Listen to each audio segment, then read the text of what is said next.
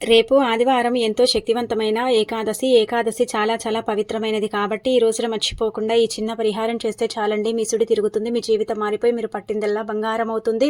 అద్భుతమైన ఫలితాలు వస్తాయని చెప్పొచ్చు. ఎంతటి దరిద్రుడైనా సరేనండి ఖచ్చితంగా ధనవంతుల్లాగా మారతారనమాట. అందుకే రేపు ఆదివారం రోజున ఏంటంటే గుర్తుపెట్టుకోండి, ఉదయాన్నే లేవండి, అలా లేచి శుచిగా స్నాన కార్యక్రమాలు చేయండి.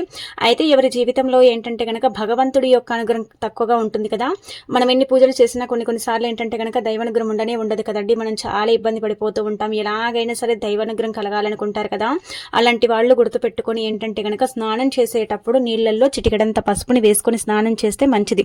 స్నానం చేసిన తర్వాత ఉతికిన వస్త్రాలు ధరించి అనంతరం వచ్చేసి ఏంటంటే గనక సూర్య భగవానుడికి నీటిని అంటే ఆరోగ్యం ఇవ్వటం, అలానే కాకుండా నమస్కారం చేయడం చేస్తే చాలా అద్భుతమైన ఫలితాలు వస్తాయి.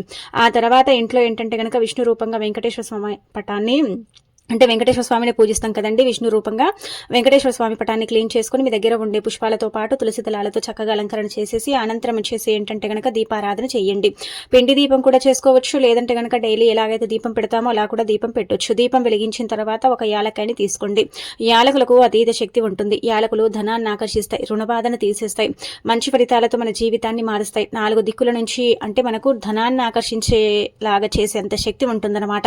అందుకే ఒక యాలక్కాయని తీసుకుని చేతిలో పట్టుకొని ధన సమస్యలన్నీ కూడా పోవాలని చెప్పుకొని ఆ యాలక్కాయని ఏంటంటే కనుక వెలుగుతున్న దీపంలో వేసేసి నమస్కారం చేసుకుంటే సరిపోతుంది. ధన సమస్య పూర్తిగా పోతుంది, దరిద్రం కూడా పోతుంది. ఇంకా తర్వాత ఇలా పూజ చేసుకున్న తర్వాత అరటిపండు కానీ లేదంటే కనుక కొబ్బరికాయ కొట్టడం కానీ బెల్లం ముక్కని కానీ నైవేద్యంగా పెట్టండి. ఇంట్లో తులసి కోట దగ్గర కూడా పూజ చేసుకోండి. అయితే దీపం కొండెక్కిన తర్వాత యాలక్కాయని తీసేసి ఏదైనా చెట్టు మొదట్లో పడేయండి. తొక్కని ప్రదేశంలో వేయండి. తొక్కేలాగా ఏంటంటే కనుక వేయకూడదు. అది దీపం కొండెక్కిన తర్వాత యాలక్కాయని తీయాలి. దీపం కొండెక్క ముందు యాలక్కాయని తీయకూడదు అనమాట. అలా తీస్తే మనం చేసిందంతా కూడా వేస్ట్ అయిపోతుంది. కాబట్టి దీపం కొండెక్కిన తర్వాత యాలక్కాయని పడేయండి.